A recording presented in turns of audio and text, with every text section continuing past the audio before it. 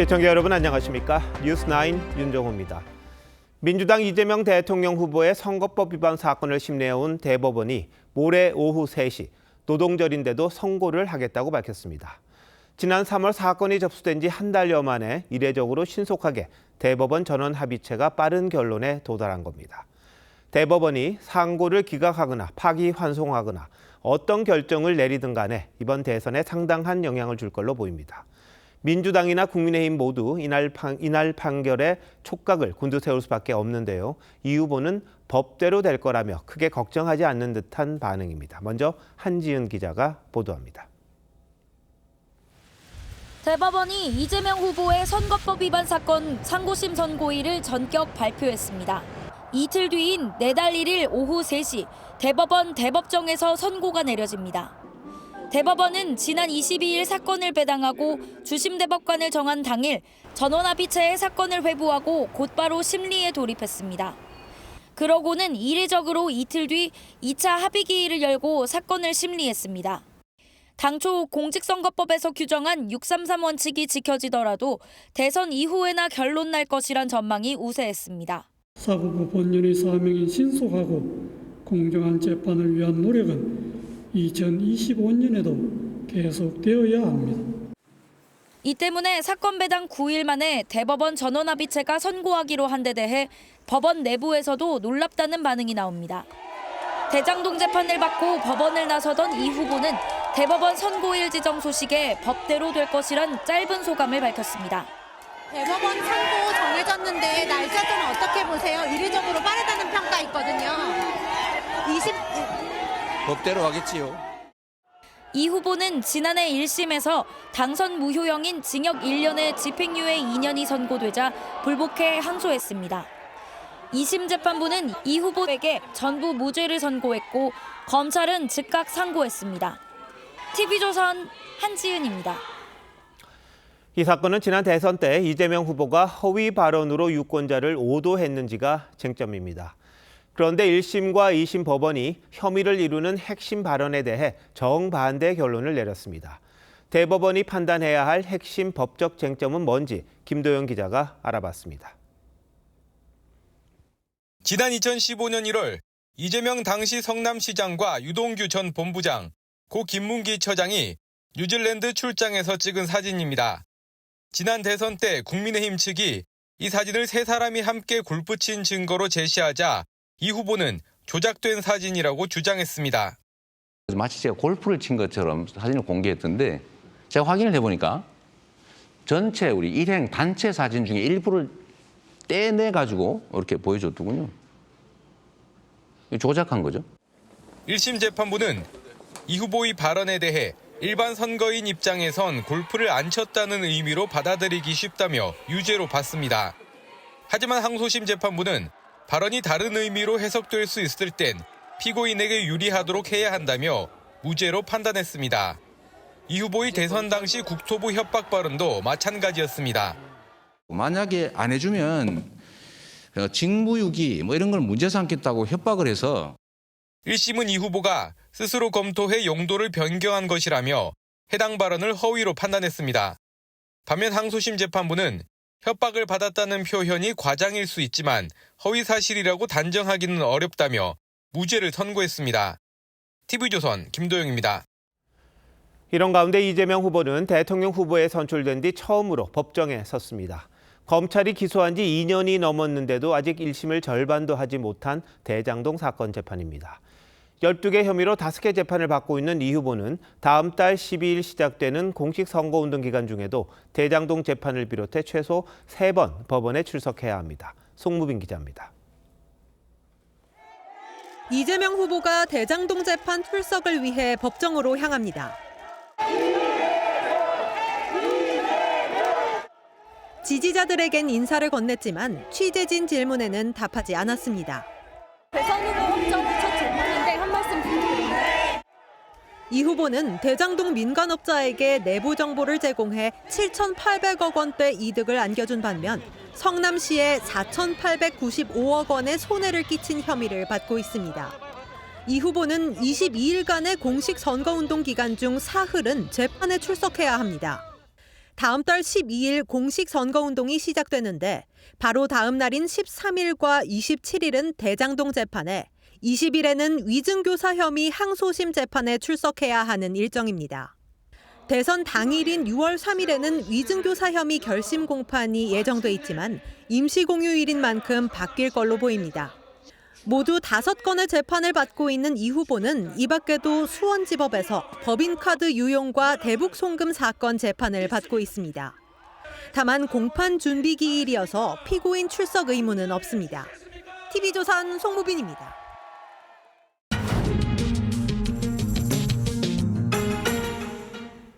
대법원이 이재명 후보의 공직선거법 위반 상고심 사건을 모레 선고한다고 발표했죠. 전례를 찾아보기 힘들 정도로 빠른 진행인데 뉴스더 코너에서 사회부 법조팀의 정준영 기자와 더 얘기 나눠보도록 하겠습니다. 자, 정 기자, 이 사건 1심 선고만 2년이 걸렸습니다. 그런데 대법원 선고는 왜 이렇게 빠른 거죠? 네, 대선 후보 등록 마감이 내달 11일인 만큼 대선 일정을 고려한 걸로 보입니다. 공직선거법 위반으로 벌금 100만 원 이상 형이 확정되면 피선거권이 박탈되기 때문이죠. 유력 대권주자인 이 후보가 피선거권이 있는지 없는지 모르는 상태를 길게 유지하는 건 민주주의 헌정질서 측면에서 바람직하지 않다는 판단을 하고 최대한 속도를 낸 걸로 보입니다. 네, 가장 큰 관심이 대법원이 어떤 결론을 내리느냐 이거 아니겠습니까? 네, 다양하게 갈리곤 있습니다. 다만 이제 법조계 다수설은 상고 기각, 즉 이 후보에게 무죄를 확정할 거란 전망입니다. 사건 주심인 박영재 대법관이 속한 대법원 2부는 지난해 10월 정읍시장 선거법 사건에서 의심스러울 때는 피고인에게 유리하게라는 형사법의 기본 원칙을 언급하며 무죄 취지로 파기환송한 바 있습니다. 이 후보에게 당선 무효형을 선고했던 1심 판결을 뒤집고 무죄를 선고했던 2심 재판부도 이 문장을 인용했었습니다. 전직 대법관들도 속해 있는 국내 대형 로펌의 한 법조인은 대법원은 조직에 유리한 방향으로 결론을 내놓을 거라며 2심을 뒤집는 전향적 결정을 할 가능성은 낮다고 말했습니다. 네, 그리고 서울고법의 한 부장판사도 파기환송이면 6월 3일 대선 전까지 선고가 물리적으로 불가능하다며 게다가 파기환송이면 전원 합의 후 일주일 만에 선고일을 잡기도 어려울 거라고 봤습니다. 네, 그런데 반대쪽 결론을 전망하는 분들도 있을 텐데 이분들의 논리는 뭡니까?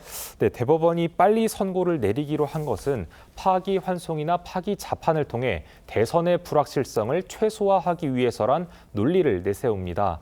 다만 파기자판은 물론이고 파기환송을 하면 법원이 이 후보를 유죄로 보고 있다는 신호를 유권자들에게 주기 때문에 대선 국면에서 큰 파장이 일 수 있습니다. 네, 근데 일부에서는 파기자판은 할 수 없을 거다 이렇게 보는 시각도 있던데요. 네, 맞습니다. 심리가 더 이상 필요가 없고 바로 판단이 가능하다고 본다면 파기자판이 가능할 거다 이런 의견도 있습니다. 선고할 수 있는 가장 빠르면서 후보자 등록할 여유도 좀 있으니까 파기자판도 가능성이 적지 않다고 저는. 그러나 대법원에 근무한 이력이 있는 법조계 인사는 12명의 대법관이 2심 무죄를 뒤집고 양형을 새롭게 정해서 파기자판할 가능성은 크지 않다고 말했습니다. 2심에서 무죄가 났기 때문에 파기자판을 하려면 새로 형량을 정해야 하는데 그러기엔 대법원의 심리 기간이 너무 짧았다는 겁니다. 네, 정 기자 5월 1일 판결 한번 지켜봐야겠군요. 잘 들었습니다.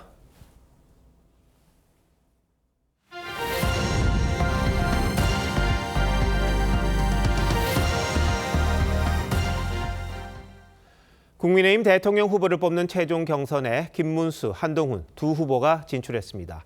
예비 경선에 올라왔던 8명이 이제 2명으로 좁혀져 마지막 관문만 남겨둔 건데요. 두 사람 모두 서로 힘을 합쳐 민주당 이재명 후보를 이길 원팀을 만들겠다고 강조했습니다. 두 후보는 내일 밤 10시 TV조선이 주관하는 마지막 TV토론에서 맞붙습니다. 먼저 박한솔 기자가 발표 현장을 취재했습니다. 긴장된 표정의 네 후보가 최종 경선 개표 결과를 듣기 위해 단상에 올라갑니다. 과반 득표자가 없어 3차 경선으로 이어지게 되었습니다. 가나다 순으로 말씀드리겠습니다. 김문수, 한동훈. 최종 경선 진출에 성공한 김문수, 한동훈 두 후보는 경쟁보다 힘을 합쳐 이재명 후보에 맞서야 한다고 강조했습니다. 김 후보는 다시 위대한 나라로 만들기 위해 노력하겠다고 했고 한 후보는 서서 죽겠다는 각오로 임하겠다고 했습니다. 이재명하고 누가 싸워서 제대로 이길 수 있겠느냐. 이 경쟁이기 때문에 싸움이면서도 동시에 협력이다. 2인 3각으로 하나의 후보로서 이재명에 맞서야 한다고 생각합니다. 이재명과 싸워 이기는 한 팀이 되겠습니다. 2차 경선에서 고배를 마신 홍준표, 안철수 후보를 치켜 세우기도 했습니다. 제가 가지지 못한 의사로서 또 과학자로서 또 사학가로서 정치인으로서 훌륭한 많은 점을 가지고 계시고 제가 홍준표 후보님을 사실 이렇게 개인적으로 대화해 본 게 처음이었어요. 그런데 제가 몇 년만 더 먼저 뵀다면 저는 홍준표계가 되었을 것 같습니다. 두 후보는 내일 밤 10시부터 90분 동안 TV조선에서 마지막 양자 토론을 벌입니다. 모레부터 이틀 동안 당심 50%, 민심 50%가 반영되는 여론조사를 거쳐 오늘 3일 전당대회에서 최종 후보가 결정됩니다. TV조선 박한솔입니다. 사자구도가 양자구도로 바뀌면서 김문수, 한동훈 후보 측의 경선 전략에도 변화가 예상됩니다.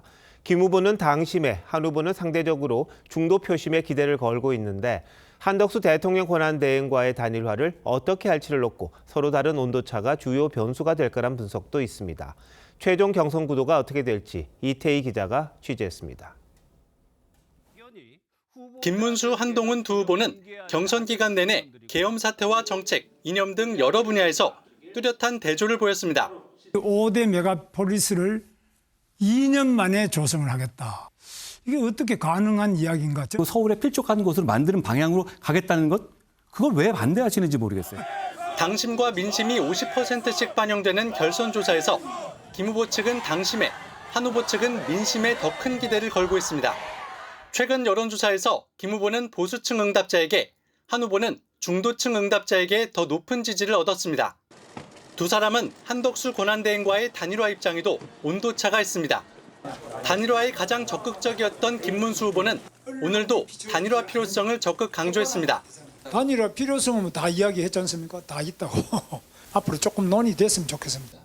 한 후보는 단일화 논의는 열려 있다면서도 경선 과정에서 언급되는 건 부적절하다고 했습니다. 연합만을 목표로 너무 앞서가면 그건 패배주의적인 생각입니다.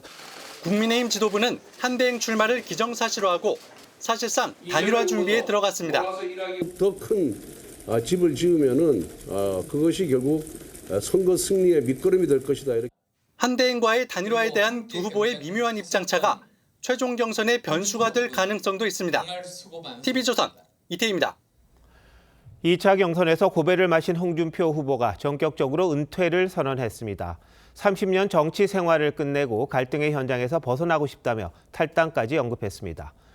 또 다른 탈락자인 안철수 후보는 이재명 후보 당선을 막기 위해 힘을 보태겠다며 백의종군을 선언했습니다. 최민식 기자입니다. 어떤 결과가 나오든 순응하겠다던 홍준표 후보가 정계 은퇴와 탈당을 전격 선언한 건 2차 경선 탈락 직후입니다. 정치 인생을 오늘로서 졸업하게 돼서 정말 고맙습니다. 이제 시민으로 돌아가겠습니다. 1년 2개월 남은 대구시장 잔여 임기까지 포기하며 국민의힘 대선 경선에 배수진을 쳤지만 최종 2인에 들지 못하자 정계 은퇴를 선언한 겁니다. 이번 대선에서 제 역할은 여기까지입니다. 더 이상 정치 안 하겠습니다. 이제 갈등의 현장에서 벗어났습니다. 이른바 모래시계 검사라는 별칭을 얻으며 15대 총선에서 원내에 입성한 뒤 5선 의원을 지내면서 원내대표와 당대표, 당 대선 후보 등을 역임했고 경남지사와 대구시장 등 영남권 광역단체장에도 잇따라 당선됐지만 끝내 대권의 꿈은 이루지 못한 채 30년 정치 인생 마감을 선언했습니다. 유상범, 김대식 의원 등 홍 후보 캠프 핵심 인력 상당수는 내일 김문수 후보 지지 선언을 할 예정입니다. 역시 경선에서 탈락한 안철수 후보는 국민과 당원의 선택을 겸허히 받들겠다며 대선 과정에서 힘을 보태겠다고 했습니다. 누가 최종 후보가 되든 이재명 맞고 정권 교체 이루는데 제 힘 바치겠습니다. 홍준표, 안철수 두 후보의 지지자가 김문수, 한동훈 후보 중 어느 쪽으로 움직이느냐에 따라 최종 후보도 달라질 수 있다는 관측이 나옵니다. TV조선 최민식입니다. 이번 주 사퇴하고 출마를 선언할 걸로 보이는 한덕수 대통령 권한대행은 마지막 국무회의를 주재하고 헌법재판소법 개정안에 대해 거부권을 행사했습니다. 그리고 총리 공간에 머물면서 대선 행보를 할 수는 없는 만큼 사퇴와 동시에 공관에서 나갈 계획입니다. 기존에 살던 자택까지 수리했다는데 홍현주 기자가 단독 취재했습니다. 창문마다 커튼이 쳐져 있고 대문 앞은 최근에도 사람이 다녀간 듯 깨끗합니다. 2022년 총리 임명 이후 3년 동안 비워뒀던 한덕수 권한대행의 자택으로 최근 보수 작업을 마친 모습입니다. 어디게 들어갔을 거냐면 어디게 달린 게 오더라고요. 어젠제 같은 거 이런 거. 아무 별건 다 없어도. 포털 지도 서비스에 찍힌 1년 전과 비교해보면 말끔하게 페인트 칠을 한 벽면에 대문 틈에 가림막까지 친 걸 확인할 수 있습니다. 한덕수 권한대행은 총리 공간에서 나온 뒤 35년 넘게 소유한 이 신문로 자택으로 돌아올 걸로 보입니다. 정부 관계자는 퇴임에 대비해 한 달 전부터 수리했고 주변 시설 보안 점검까지 마쳤다며 전례와 법에 어긋나지 않게 할 것이라고 전했습니다. 공관 퇴거 시점에 대한 명확한 법적 규정은 없지만 대권 행보가 예정된 만큼 사퇴 직후 곧장 이사 절차에 들어갈 걸로 알려졌습니다. 사실상 마지막 국무회의를 주재한 한 대행은 권한대행이 대통령목 헌법재판관을 임명하지 못하도록 한 헌재법 개정안에 거부권을 행사했고 위기 극복을 위한 정치권과 행정부의 협력을 강조했습니다. 미래를 지향하는 정치와 현재를 책임지는 행정이 힘을 모아간다면 작금의 어려움은 반드시 극복할 수 있을 것이며 한 대행은 내일 방한하는 미 해군성 장관을 접견한 뒤 이번 주 사퇴와 출마 선언을 이어갈 걸로 보입니다. TV조선 홍현주입니다. 한덕수 대행 출마가 초읽기에 들어가면서 한 대행 측 움직임도 빨라지고 있습니다. 내부적으로는 조용하고 편안한 나라를 선거 슬로건으로 검토하고 있다고 합니다. 대선 캠프는 오세훈 서울시장이 쓰려던 여의도 사무실에 자리 잡을 걸로 보입니다. 한송원 기자입니다. 한덕수 권한대행이 검토 중인 선거 슬로건은 조용하고 편안한 나라인 걸로 알려졌습니다. 정치권 대치가 극심한 만큼 과도한 갈등과 혼란을 멈추고 안정과 질서를 회복하는 리더십을 강조하겠다는 뜻으로 풀이됩니다. 좌우는 없다고 저는 생각합니다. 오로지 우리나라가 위로, 앞으로 발전하는 것이 정말 중요한 우리의 과제다. 개헌에 소극적인 민주당 이재명 후보에 맞서기 위해 임기 단축 개헌을 추진하고 자신의 임기도 2, 3년으로 단축하겠다는 계획입니다. 국민 통합을 위해 총리 추천제나 야당 장관과 같은 거국 내각 구성도 검토 중인 걸로 전해졌습니다. 반 이재명 구도에만 집중하기보단 개헌과 협치의 뜻을 모으는 세력과 손잡아 조기에 전국 안정을 꾀하고 정상 국가를 만드는 방안이 핵심입니다. 한 대행 측은 오세훈 서울시장이 사용하려던 국회 인근 사무실을 캠프 사무실로 활용하는 방안을 검토 중인 걸로 전해졌습니다. 한 대행 측 관계자는 오 시장이 불출마를 결심한 즈음에 캠프 조직과 사무실 사용에 대해 논의한 바 있다고 했습니다.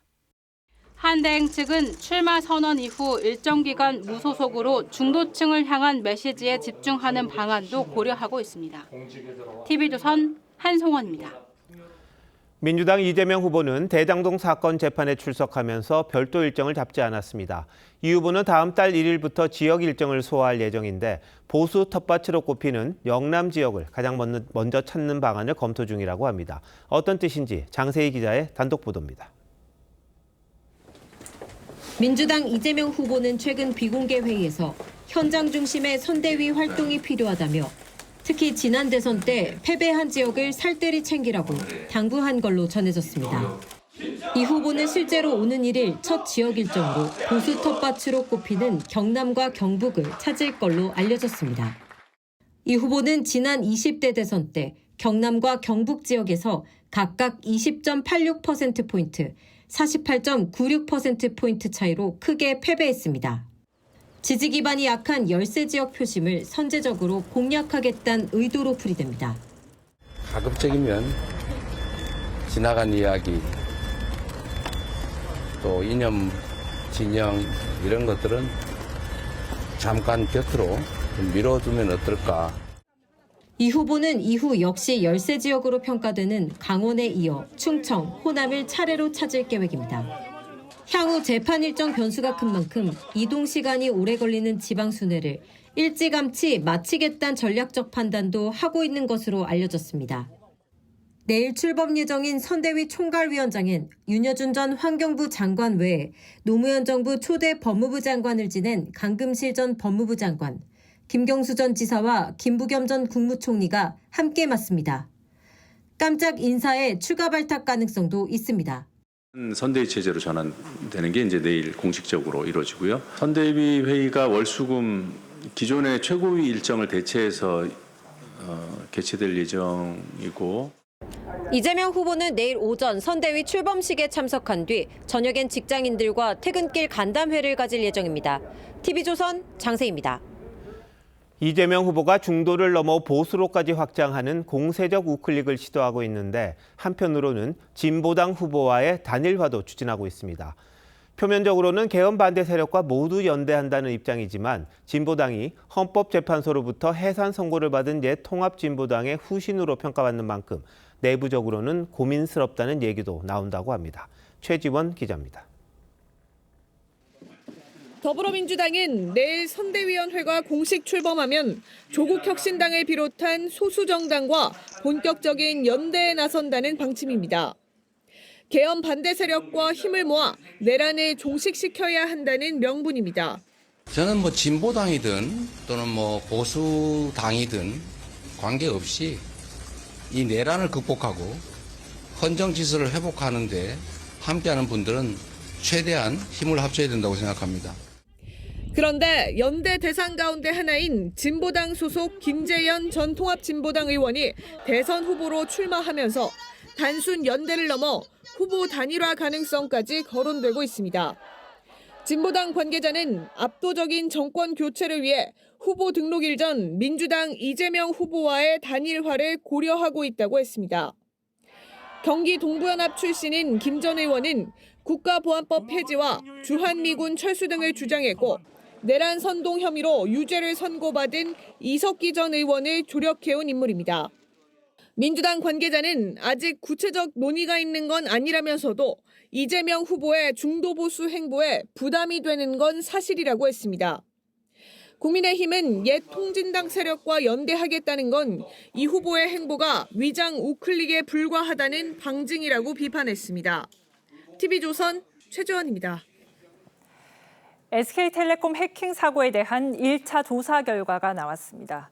우려했던 대로 유심 정보 대부분이 유출된 걸로 확인됐습니다. 그래도 핵심 정보 중 하나인 단말기 고유 식별 번호는 유출되지 않았다고 합니다. 이게 무슨 의미인지 유혜림 기자가 설명하겠습니다. 민관합동조사단은 일주일간 SK텔레콤이 공격받은 정황이 있는 세 종류의 서버 총 5대를 조사했습니다. 확인 결과 유심 복제에 활용할 수 있는 가입자 전화번호와 가입자 식별키 등 4종과 유심 처리에 필요한 통신사 관리용 정보 21종이 유출된 것으로 드러났습니다. 해커가 문자 탈취나 위치 파악 등에 악용할 수 있는 정보들입니다. 다만 단말기 고유 식별 번호는 유출되지 않았습니다. 정부와 전문가들은 유출된 정보만으로 복제폰 제작은 어려울 것으로 보고 있습니다. 단말기 고유 식별 정보가 없으면 유심을 복제할 수는 있는데 그거를 공기계에 꽂아서 그 복제폰을 가동시킬 수는 없어요. 그걸 차단시켜주는 게 유심 보안 서비스입니다. 이번 해킹에 사용된 악성 코드 4종류도 확인됐습니다. 기존 보안 프로그램이 탐지하기 어려운 방식으로 침투해 정보를 빼갔습니다. 유출된 정보량은 9.7GB, A4 용지로 270만 장 분량입니다. SK텔레콤이 피해 사실을 축소하려던 정황도 속속 드러나고 있습니다. 해킹 정황을 인지하고도 24시간 넘게 지나서야 신고한 데 이어 인터넷진흥원의 기술 지원도 거부한 것으로 나타났습니다. 하루 정도 더 사실 늦게 신고한 점은 그거는 거기에 합당한 처벌을 받을 것이라고 생각을 합니다. 사태가 확산되는 가운데 국가정보원은 정부처에 공문을 보내 유심 교체와 유심 보호 서비스 가입을 권고했습니다. TV조선 유혜림입니다. SK텔레콤의 유심을 교체하려는 고객들의 혼란은 오늘도 이어졌습니다. 유심 물량은 부족하고 불안은 커지고 있는 가운데 이런 상황을 틈타 피싱 사기와 또 수십 배 웃돈을 붙여 유심을 팔려는 중고 거래까지 등장했습니다. 이어서 오현주 기자입니다. SK텔레콤 유심 무상 교체 이틀째인 오늘도 대리점에는 재고가 없다는 안내문이 붙어 있습니다. 오전부터 찾아온 시민들은 발걸음을 돌릴 수밖에 없습니다. 안 되는 줄 알면서도 미리 예약을 하려고 왔습니다. 그렇지는 않았습니다. 하도 줄을 많이 서가 있어. 스마트폰에 익숙하지 않은 어르신들은 혼란스럽기만 합니다. 그런 것도 아니고 유심 보호 서비스. 보호 서비스도 같이 가입해 드릴게요. 로밍 때문에 유심 보호 서비스도 못 받는 해외 출장자들은 더 난감합니다. 오늘 아프리카에서 일을 하고 있는데 로밍을 해제해야지 가능하다고 해서 좀 난감했어요. 그러면 유심 보호를 받지 못한다고 하니까 불안하고. 오늘까지 유심을 교체한 고객은 SK텔레콤 전체 가입자의 1.6%인 39만 6천 명. 유심을 구하지 못한 가입자들의 불안 심리를 노리고 무상 교체를 사칭한 피싱이 기승을 부리는가 하면 웃돈을 얹은 중고 거래까지 등장했습니다. 한 중고 사이트에는 SK텔레콤 유심 한 장을 정상가의 20배에 달하는 15만 원에 판매한다는 글이 올라왔고 SK 탈출용이라는 중고 알뜰폰 유심도 등장했습니다. 하루 새 4만 명 넘게 가입한 집단 소송 모집 카페에서는 SK텔레콤 불매운동 움직임까지 일고 있습니다. 한 교수단체는 국가재난이라면서 3조 원 규모의 집단 손해배상을 청구할 것이라고 예고했습니다. TV조선 오현주입니다. 대구 함지산 산불이 23시간 만에 꺼졌습니다. 이번 불로 축구장 360개가 넘는 면적이 잿더미가 됐습니다. 지자체는 자연 발화 가능성은 낮다고 보고 경찰에 수사를 의뢰했는데 저녁부터 다시 불길이 일부 지역에서 재발화하면서 소방당국이 진화 작업에 나섰습니다. 먼저 이심철 기자가 보도합니다. 땅속에서 용암이 분출하듯 산불이 수 킬로미터 이어졌습니다. 탐조등을 켠 수리온 헬기가 물을 뿌립니다. 마을에서는 산불이 민가를 덮칠까 주민들이 건물에 물을 뿌리며 밤을 새웠습니다. 건물 주변에 다 돌아가면서 다 하고 있어요. 옥상에서부터. 지금 두 번째, 세 번째 뿌리고 있는 거예요. 어제 오후 2시쯤 발생한 대구 함지산 산불은 밤새 축구장 360개가 넘는 면적을 태우고 오늘 오후 1시쯤 인명피해 없이 진화됐습니다. 산림청과 소방당국은 수리온 헬기 2대, 인력 1,500명, 장비 390여 대를 야간 진화 작업에 집중 투입했습니다. 바람 세기가 초속 1에서 3m로 약해진 것도 진화에 도움이 됐습니다. 대피소에서 밤을 지샌 주민들도 집으로 돌아왔습니다. 잠도 못 자고 사람들도 많고 시끄러워. 날밤을 샜는 것 같네요. 기분 좋죠. 하루 만에 집에 들어왔는데. 당국은 이번 산불을 입산 통제 구역에서 발생한 실화로 추정하고 있습니다. 불이 난 함지산으로 올라가는 등산로는 이렇게 입산을 통제한다는 현수막이 곳곳에 커다랗게 붙어 있습니다. 지자체는 경찰에 수사를 의뢰했지만 현장엔 발화 증거나 CCTV도 없어 원인 찾기가 쉽지 않을 것으로 보입니다. TV조선 이심철입니다. 이번 대구 산불은 시속 40km가 넘는 강풍을 타고 급속히 번지면서 피해를 키웠습니다. 최근 5년간 강풍 발생은 이전보다 60% 늘었는데 갈수록 심각해지는 기후 위기가 강풍을 더 자주 불러오고 있습니다. 이상배 기자가 취재했습니다. 강한 바람에 실려온 흰 연기가 소방대원들을 덮칩니다. 진화 장비로 불길을 꺼보려 하지만 거센 바람에 애를 먹습니다. 대구 함지산 화재는 초속 12m, 시속으론 43km에 달하는 강풍이 몰아치면서 큰 불로 번졌습니다. 산림당국이 산불 대응 최고 단계인 3단계를 발령한 것도 이 같은 강풍 때문이었습니다.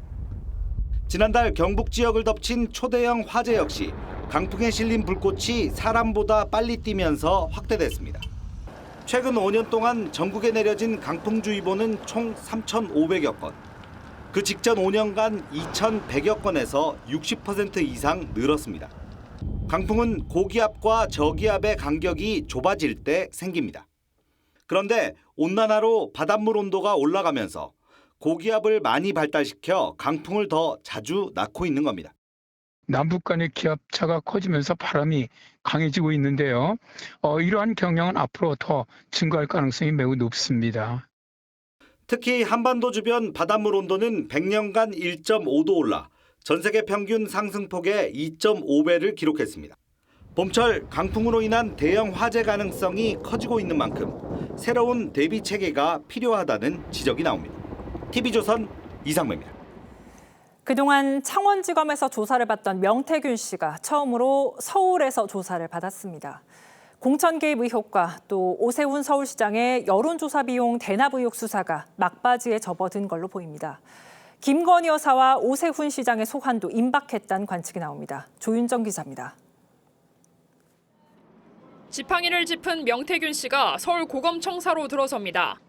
제 사랑하는 아내와 여식들에게 씻을 수 없는 상처를 준 오세훈이를 잡으러 창원에서 서울까지 왔습니다. 명 씨는 2021년 보궐선거 당시 오세훈 당시 후보에게 미공표 여론조사를 13차례 제공하고 후원자로 알려진 사업가로부터 3,300만 원을 대납받은 의혹을 받습니다.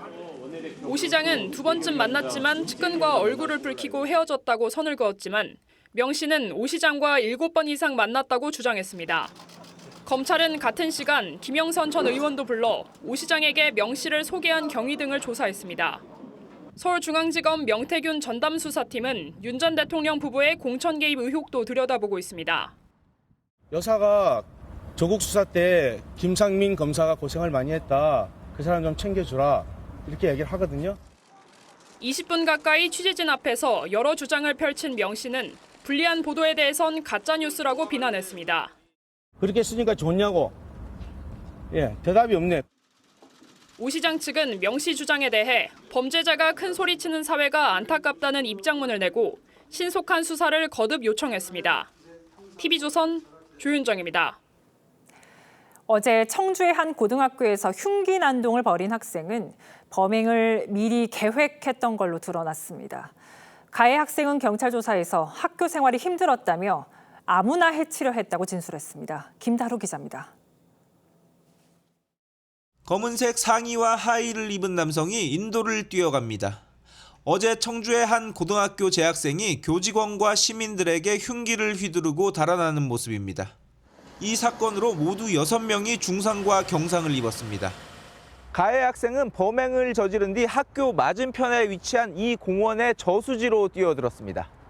소방에 구조된 학생은 경찰에 체포돼 6시간 동안 조사를 받았습니다.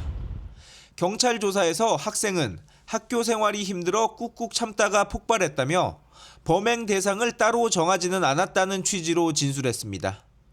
가해 학생은 대학 진학을 위해 올해부터 특수학급에서 일반학급으로 옮겼지만 성적이 잘 나오지 않고 가정 문제도 겪으면서 스트레스를 많이 받은 것으로 알려졌습니다. 범행 전날 흉기 4점을 가방에 미리 챙겨 학교에서 마주치는 사람을 해치고 극단적 선택을 계획했던 점도 조사를 통해 드러났습니다. 경찰은 진술과 조사 내용을 토대로 범행이 사전에 계획된 것으로 판단했습니다. 어제 조사 완료했고 향후에 이제 핸드폰 포렌식 등 진행해서 보강 수사 예정입니다. 경찰은 오늘 가해 학생에 대해 살인미수 혐의로 구속영장을 신청했습니다. TV조선 김다로입니다. 현재 서울 시내버스 노사가 막판 임금 협상을 벌이고 있습니다. 노조는 협상이 결렬되면 파업에 들어가겠다고 예고한 상태라 당장 내일 새벽부터 버스 운행에 차질이 빚어질 수 있습니다. 협상장에 나가 있는 취재기자 연결해 보겠습니다. 장혁수 기자, 현재 협상 상황 어떻습니까? 네, 양측은 아직도 입장차를 좁히지 못하고 있습니다. 오늘 오후 5시부터 시작한 협상은 잠시 휴식 시간을 거친 뒤 오후 8시부터 다시 시작됐습니다. 노사는 시작부터 팽팽한 협상을 예고했습니다. 조정안이 한 번이라도 온 적이 있습니까? 서울 시민들을 볼모로 최악의 사태까지 가지 않도록 저희 사업조합도 성실하게 마지막까지 조정에 성실하게 임하겠습니다. 쟁점은 통상임금입니다. 지난해 대법원 판결로 정기상여금이 통상임금에 포함됐는데 노조는 이를 바탕으로 기본급을 8.2% 늘려야 한다고 주장하고 있습니다. 반면 사측은 노조 요구를 수용할 경우 인건비만 연간 3천억 원 더 늘어나 경영에 어려움이 생길 것이라고 맞서고 있습니다. 노조는 어제 파업 찬반 투표에서 96%의 찬성률을 나타냈습니다. 노조는 오늘 협상이 결렬될 경우 준법 투쟁에 이어 전면 파업에 돌입할 수 있다고 예고했습니다. 시민들은 출근길 혼란을 걱정하고 있습니다. 일단 그 기본 생활이 안 되니까 불편한 건 사실이죠. 반면 노조의 정당한 권리 행사를 응원해야 한다는 목소리도 있습니다. 정당한 방법으로 파업을 한다면 시민들은 불편하지만 어떻게든 감수를 해야 되지 않겠어요?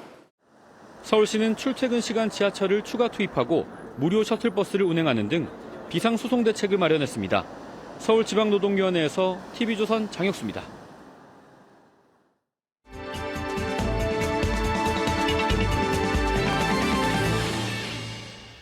대통령 선거를 35일 앞두고 정치권과 대선 주자들의 움직임을 보다 심층적으로 전해드리기 위해서요. 대선 설명서 서반장, 김반장 코너 다시 시작합니다. 정치부 데스크인 서주민, 김정우 두 차장들이 나와 있는데 시청자 여러분이 익숙하신 반장이란 호칭으로 계속 불러보겠습니다. 먼저 김정우 반장이 준비한 내용부터 시작해 볼까요? 네, 한덕수의 허들입니다. 출마 선언이 임박한 한덕수 권한 대행이 앞으로 넘어야 할 허들을 미리 한번 짚어보겠습니다. 자, 그런데 한 대행이 출마를 한다면 당분간 무소속으로 출마의 변이나 당위성 이걸 강조할 걸로 보이는데 근데 결국에는 국민의힘에 합류할 수밖에 없다 이런 이야기가 나옵니다. 한 대행 입장에서는 지금 김문수, 한동훈 두 후보가 결선에 올라왔는데 어느 쪽 허들이 좀 낮을까요?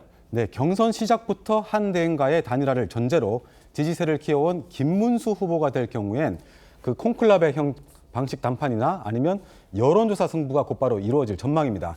한동훈 후보의 경우에 그 단일화에 그렇게 적극적인 분위기가 아니어서 룰 세팅을 놓고 양측이 치열한 신경전을 벌일 수도 있습니다.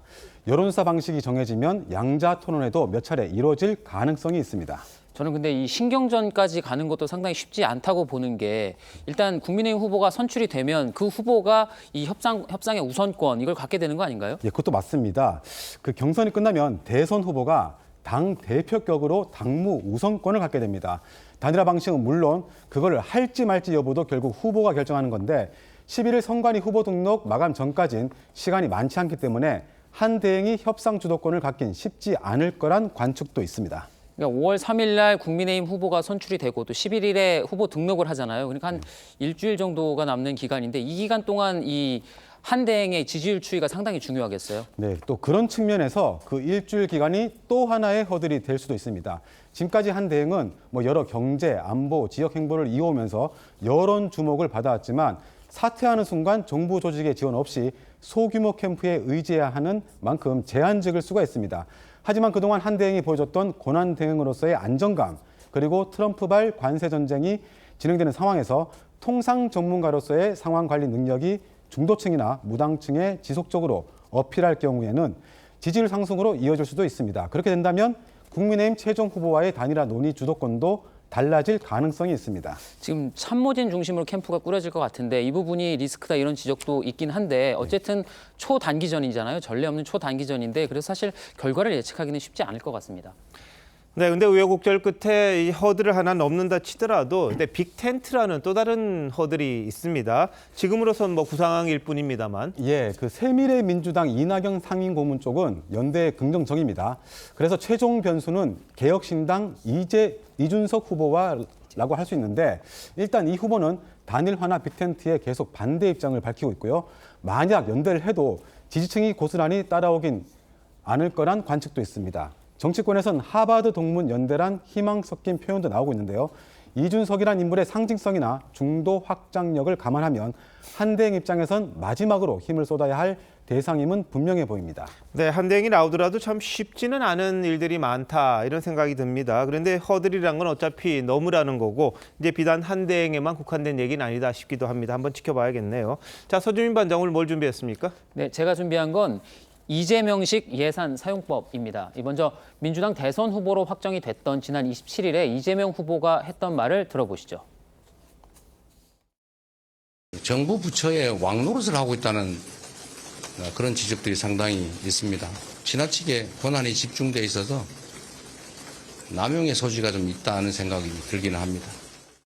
기재부에 뭔가 불만이 많아 보이는데 이 후보가 대통령이 된다면 어떤 식으로든 기재부 개편은 좀 불가피할 것 같긴 하네요. 예, 그렇습니다. 근데 사실 이 갑작스러운 구상은 또 아닙니다. 지난 20대 대선 때도 코로나 지원금 등 예산 편성에 소극적인 기재부를 여러 차례 공개 비판했었습니다. 그러면서 당시에도 기재부의 예산 편성 기능을 이 대통령실이나 국무총리실 직속으로 옮기겠다는 구상을 이미 밝힌 바가 있습니다. 현재 이 후보의 생각 역시 그때와 크게 다르지 않은 것으로 알려졌습니다.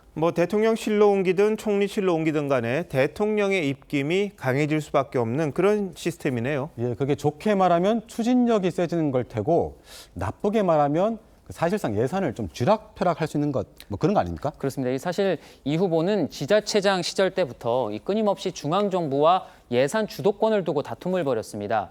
이 성남시장 때는 전임시장 시절에 누적된 채무를 갚을 수 없다면서 모라토리엄, 그러니까 채무 상환 유예를 선언했습니다. 이게 적절했느냐를 놓고는 평가가 좀 엇갈리지만 성남시 예산 편성과 집행의 정치적 주도권을 장악하게 된 계기가 된 것은 분명합니다. 경기지사 때도 이 정부 방침과 별개로 경기도 독자적으로 재난지원금 지급을 추진을 해서 실제 지급한 바가 있습니다. 이 후보가 이런저런 사안에서 과거 했던 말과 지금 말이 달라졌다라는 지적이 있긴 하지만 적극 재정에 대한 의지 또 그걸 견제하려는 관료들을 향한 비판적인 시각만큼은 그때와 크게 달라진 게 없어 보입니다. 그런데 대통령이 다룰 수 있는 예산은 그 규모부터 아예 그냥 차원이 다르잖아요, 지금. 네, 그렇습니다. 이 올해 예산 기준으로 경기도에 비해서는 약 17배, 성남시 예산에 비해서는 200배가 넘게 차이가 납니다. 그러니까요. 그러면 그렇게 막대한 예산권을 사실상 대통령이 가져가는 게 대한 그런 문제점은 없습니까? 예, 그래서 주요 국가들은 대부분 우리의 기재부처럼 이 행정부 소속의 부처가 예산 편성권을 갖고 있습니다. 선거로 뽑힌 정권은 아무래도 포퓰리즘의 유혹에 빠질 수밖에 없기 때문인데요. 미국의 경우엔 백악관 직속 예산관리실이 예산 편성권을 갖고 있지만 의회의 견제권이 또 막강합니다. 반면에 민주당이 170석 압도적 다수당인 우리 국회의 경우에는 그런 견제 기능을 기대하기는 좀 어렵겠죠. 이 적극적인 재정 운영과 권력 간의 균형, 어느 쪽에 더 무게를 둘 것인지 이번 대선의 중요한 선택 포인트 가운데 하나가 될 듯합니다. 네, 이제 35일이 남았는데 우리 국민들도 어느 쪽에 더 무게를 둬야 할지 선택할 시간이 점점 다가오는 것 같습니다. 두 반장 잘 들었습니다.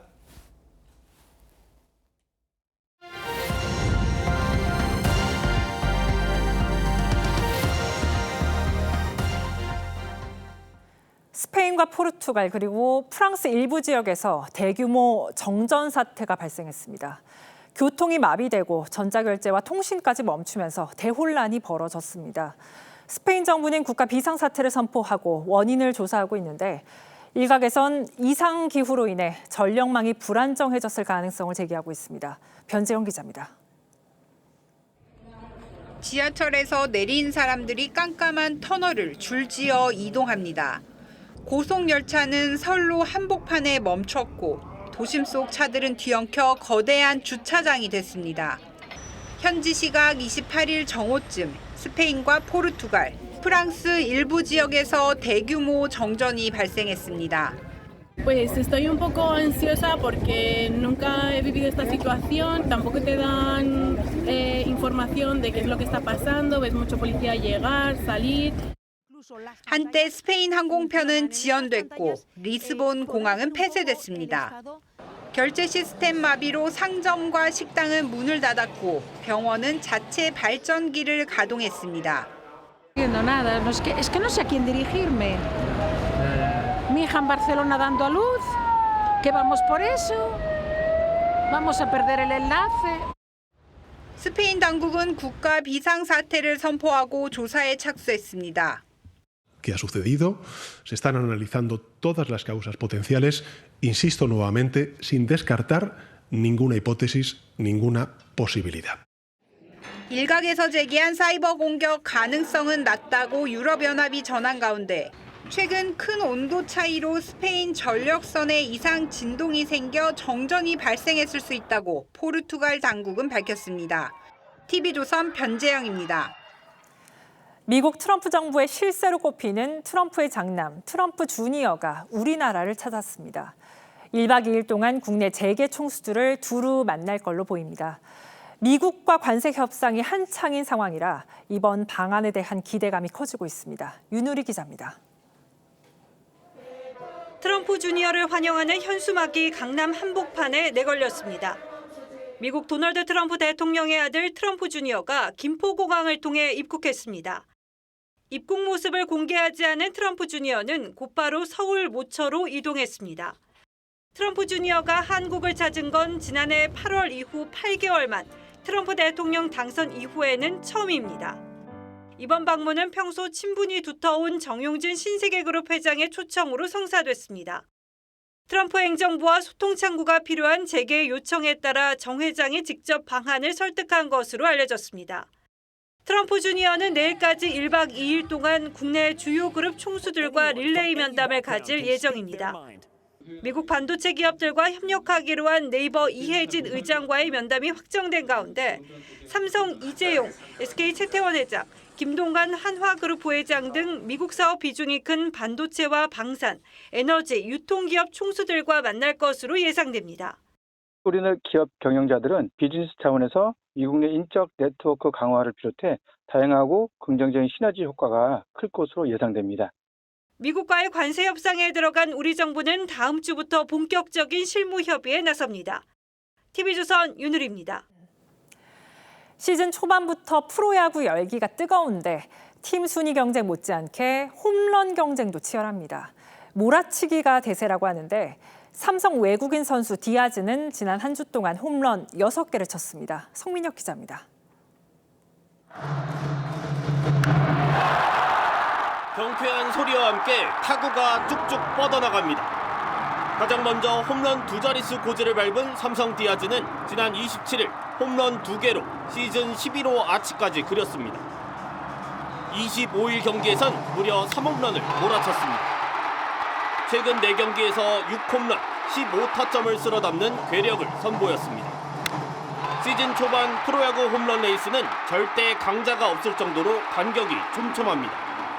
대세는 몰아치기입니다. 토종거포 노시아는 4월 셋째 주에 날았습니다. 16일부터 22일까지 5경기에서 홈런 5개를 몰아쳤습니다. 홈구장 왼쪽 담장을 훌쩍 넘긴 프로통산 100호 홈런도 이 기간에 쏘아올랐습니다. 2년 만에 홈런왕 탈환에 도전장을 냈습니다. 최근 2경기를 감기로 빠진 기아 위즈덤도 언제든지 반등할 수 있습니다.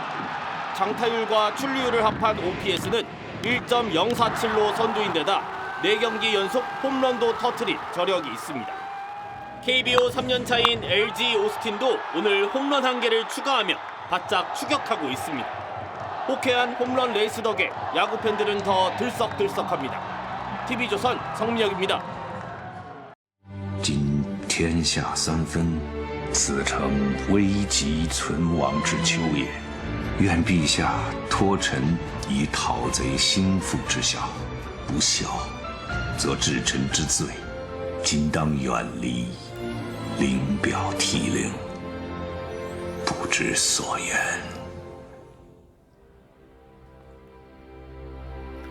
그 유명한 제갈량의 출사표입니다. 227년 천하 통일을 위한 북벌을 떠나며 촉한의 후주 유선에게 올렸던 겁니다. 나라 걱정하는 우국 충정이 넘쳐 읽고 눈물 흘리지 않으면 충신이 아니라는 그 명문입니다. 트럼프 미국 대통령이 한덕수 대통령 권한대행과 통화하면서 대선에 나갈 거냐고 물었습니다. 당시 한 대행은 명확히 의사를 밝히지 않았지만 이젠 출마 선언이 임박했습니다. 직무가 정지된 88일 동안 저는 2가지를 깊이 생각하였습니다. 우선 저는 대한민국을 위하여 가장 시급히 해야 할 과제가 무엇인가 숙고하였습니다. 지난 3월 한 총리가 대통령 권한대행에 복귀하며 발표했던 대국민 담화입니다. 여러 복합적인 뜻이 담겨 있다는 분석이 많았습니다. 통상전쟁을 해결하고 대한민국 변화를 꾀하겠다. 이 점이 강조점이었죠. 대선에 나설 뜻이 있음을 숨기지 않았던 것으로 비쳤습니다. 제가 50년 가까이 모신 우리 국민 대다수는 나라가 왼쪽으로 치우치는 것도 오른쪽으로 치우치는 것도 원치 않으셨습니다. 다만 위로, 앞으로 올라가고 나아가기를 원하셨습니다. 진영 논리를 뛰어넘어 합리와 상식의 시대를 얘기했고 대한민국 도약을 주장했습니다. 제로 성장의 위기에 빠진 국가 상황을 생각할 때 한대행의 풍부한 국정 경험과 통상 전문 지식은 큰 강점입니다. 하지만 민주당의 반대도 나름 이유는 있습니다. 대선과 국정을 관리해야 할 총책임자가 기어이 대선에 출마한다면 제2의 내란을 획책하는 윤석열의 하수인이란 국민적 심판에 직면하게 될 것입니다. 이제 한대행은 민주당의 반대에도 불구하고 왜 출마하려는지 국민에게 충분히 설명할 필요가 있습니다. 此番定然竭尽全力恢复中原，鞠躬尽瘁，死而后已。 제갈량은 후 출사표에서 천하통일의 결연한 의지를 밝혔습니다. 한대행은 이재명 당선을 막기 위해서라는 이유만으로 출마해선 안 됩니다.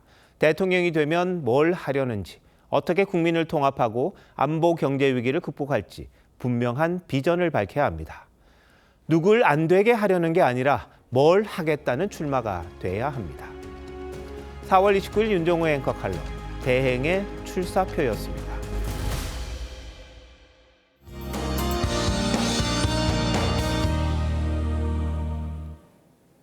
오늘 건조특보가 더 많은 지역으로 확대됐습니다. 전국 대부분 지역에 건조특보가 내려져 있고 내일까지 서해안과 강원 산지를 중심으로 강한 바람이 불겠습니다.